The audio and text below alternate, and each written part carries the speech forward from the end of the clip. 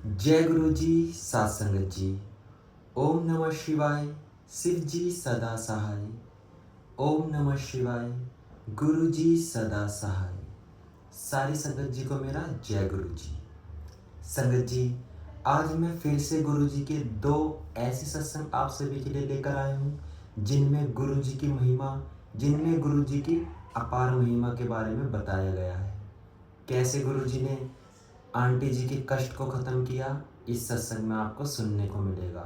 गुरु जी कैसे अपनी संगत जी की बीमारियों को और सारे कष्टों को खत्म कर देते हैं, वो इस सत्संग में आपको सुनने के लिए मिलेगा। संगत जी, सत्संग को शुरू करने से पहले हमेशा की तरह आप सभी से बस एक ही रिक्वेस्ट करना चाहूँगा कि अपने सत्संग को जरूर शेयर करें।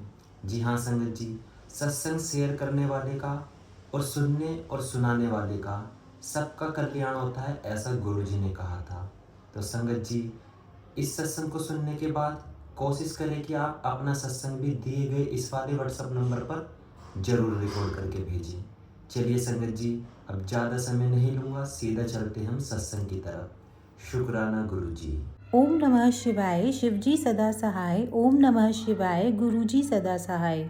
जय गुरु जी। प्यारी संगत जी, आज हम जोगा चीमा आंटी जी का सत्संग आप सबके साथ साझा कर रहे हैं। जे सो चंद उगे सूरज चढ़ी हजार, इत्थे चानन हुंदियाँ गुरु बिन घोर अंधियार। ये पंक्तियाँ श्री गुरु ग्रंथ साहिब जी की हैं, जिनसे आंटी जी ने अपना सत्संग शुरू किया है। 1995 में मेरे भाई ने गुरुजी से मेरा परिचय करवाया। पहली बार मैं उनके चरण स्पर्श कर रही थी कि उन्होंने मुझे जतिंदर कहकर संबोधित किया। मैं चकित रह गई, क्योंकि यह मेरा औपचारिक नाम होते हुए भी कोई मुझे इससे नहीं पुकारता है। सब मुझे मेरे छोटे नाम जोगा से संबोधित करते हैं और मेरा यह औपचारिक नाम केवल मेरे घनिष्ठ परिवार वालों को ही पता है। मैंने इसे संयोग समझकर टाल दिया। जब मैं अगली बार गुरुजी से मिलने गई तो मुझे विश्वास था कि तर्क सिद्ध हो जाएगा। मैं योग मुद्रा में अपनी आंखें बंद कर गुरुजी के सामने बैठी थी। अचानक मुझे प्रतीत हुआ कि मैं पृथ्वी से ऊपर उठकर तैर रही हूँ। स्वतः मेरे दोनों हाथ पृथ्वी को छूने के लिए किनारे आ गए और मुझे एक झटका लगा। जब मैंने गुरुजी को देखा तो वह मुस्कुरा रहे थे। मुझे आभास हुआ कि उन्होंने ही विश्वास जागृत करने के लिए यह किया था। आज तक मुझे यह याद है। 3 वर्ष की आयु से मुझे अस्थमा रहा था और पिछले 30 वर्ष से मैं प्रतिदिन रोग की अवस्था के अनुरूप विभिन्न मात्रा में 5 से 30 मिलीलीटर तक स्टेरॉइड की गोलियां खाती गई थी। फलस्वरूप समस्याएं हो गई थी। मेरी पाचन क्रिया अति क्षीण थी और उदर रोग एवं अन्य संबंधित रोग उत्पन्न हो गए थे। अस्थमा और स्पॉन्डिलाइटिस से के लिए अक्सर चिकित्सालय में समय व्यतीत करना पड़ता था। गुरुजी की संगत में आने के उपरांत धीरे धीरे मेरे सब रोग और तनाव समाप्त हो गए। प्रत्येक संगत में आकर मुझे और अधिक शांति मिलती थी। कुछ ही दिनों में गुरु कृपा से मैं अपने आप को सामान्य अनुभव करने लगी और रोग का उपचार बिना किसी औषधियों या तप के हुआ। केवल लंगर और आस्था के साथ मैं स्वस्थ हो रही थी। कुछ वर्ष पूर्व मेरे पति ने अपने रिकॉर्डिंग स्टूडियो के लिए कीमती स्विस मशीनें ली थी। व्यवसाय में अड़चनें थी और मशीनों की अति आवश्यकता थी, पर व्यावसायिक ध्वनि केंद्र के लिए उन्हें आयात करने में बहुत अधिक और जटिल नियम थे। अतः कठिनाइयां मुंह पसारे खड़ी थी। फिर अचानक ही उस विदेशी कंपनी से कोई सज्जन आए और उन्होंने मेरे पति से मिलकर थोड़े से वार्तालाप के बाद आयात करने में सहायता कर दी। हम उनको जानते नहीं थे। ऐसा लगा जैसे उन्हें हमारे पास भेजा गया हो। व्यवसाय में उत्पन्न कठिनाइयों को दूर करने के लिए हम गुरुजी के आभारी हैं। एक अवसर पर एक प्रसिद्ध पंजाबी गायिका गुरुजी की संगत में गाने के लिए आ रही थी। गुरुजी ने मेरे पति को उनका कार्यक्रम रिकॉर्ड करने को कहा। उस स्थल पर संगीतकार के यंत्र पहले ही लगे हुए थे। जब मेरे पति ने गुरुजी को इस बारे में बताया तो उन्हें संगत में बैठकर संध्या का आनंद लेने को कहा। 3 घंटे का कार्यक्रम होने के पश्चात गुरुजी ने रिकॉर्ड किए हुए गाने बजाने को कहा, पर कोई ध्वनि नहीं आई। आधे घंटे तक यंत्रों के उलझने के बाद ध्वनि यांत्रिक ने बताया कि कोई गाना रिकॉर्ड नहीं हुआ था। गुरुजी ने मुस्कुराकर मेरे पति की ओर देखा और कहा कि गायिका के अगले कार्यक्रम में वह रिकॉर्डिंग का कार्य संभालेंगे। गुरु कृपा से संगीत का वह टेप जो मेरे पति ने रिकॉर्ड किया था, प्रत्येक संगत में बजाया जाता है। यद्यपि गुरुजी अपनी कृपा देने के लिए विभिन्न पद्धतियां अपनाते हैं, आवश्यक ये है कि उनके कथन पर पूर्ण रूप से पालन किया जाए। मेरी भाभी के प्रसंग से यह स्पष्ट हो जाएगा। वह 8 वर्ष की आयु से माइग्रेन से ग्रस्त थी। एक बार गुरुजी की संगत में उसे यह पीड़ा प्रारंभ हो गई। लंगर होने के समय गुरुजी ने उसे 2 चपातियाँ दी। उसने वह साहस करके खा ली। उसके बाद गुरुजी ने उसे 2 चपातियाँ और दी। उसमें से उसने एक ही खाई और दूसरी अपने बैग में छिपा ली। शीघ्र ही उसका दर्द कम होने लगा। जब वह अगली बार गुरुजी के पास आई तो उसने गुरुजी से कहा कि उसकी अधिकतर पीड़ा समाप्त हो चुकी है, केवल 10% शेष है। गुरुजी हंसकर बोले कि यदि उसने चौथी चपाती भी खाई होती तो उसका रोग भी समाप्त हो गया होता। वह अचंभित रह गई क्योंकि किसी को पता नहीं था कि उसने चपाती छुपाई थी।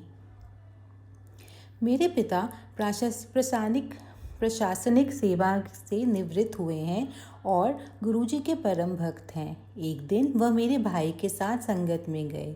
गुरुजी ने मेरे भाई को बाजार से 51 रुपए के पान के पत्ते लाने को कहा। फिर गुरुजी ने वह पान के पत्ते मेरे पिता के पेट पर रखे और कहा कि उन्होंने उनका ऑपरेशन कर दिया है। मेरे पिता अचंभित थे क्योंकि वह अपने आप को बिल्कुल स्वस्थ समझ रहे थे। कुछ दिन पश्चात मेरे पिता के मूत्र में रक्त आया और उन्हें चिकित्सालय में प्रविष्ट करना पड़ा। चिकित्सकों ने मूत्राशय यानी ब्लैडर के कर्कट रोग का परिणाम निकालकर उनकी शल्य क्रिया कर दी। स्पष्ट था कि गुरुजी ने उनको आशीष दिया था। यदि गुरुजी ने वह प्रक्रिया नहीं करी होती तो उनके कर्कट रोग का कभी पता नहीं लगता।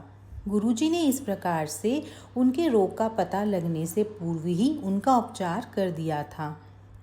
एक अन्य अवसर पर गुरुजी ने एक ऐसे व्यक्ति जो उनसे कभी मिले नहीं थे का उपचार कर हमें भाव विह्वल कर दिया। हमें कुत्तों से प्रेम है, अतः हमारे घर एक पशु चिकित्सक आते रहते थे। एक दिन जब वह घर आए तो चिंतित लगे। उनके ससुर 3य श्रेणी के कर्कट रोग से पीड़ित थे। वह और उनकी पत्नी उनसे मिलने चिकित्सालय जा रहे थे। मैं बाहर अपने पति की प्रतीक्षा करती हुई उनकी पत्नी से मिली। यद्यपि न उसने इससे पहले गुरुजी के बारे में सुना था और न ही उनको जानती थी।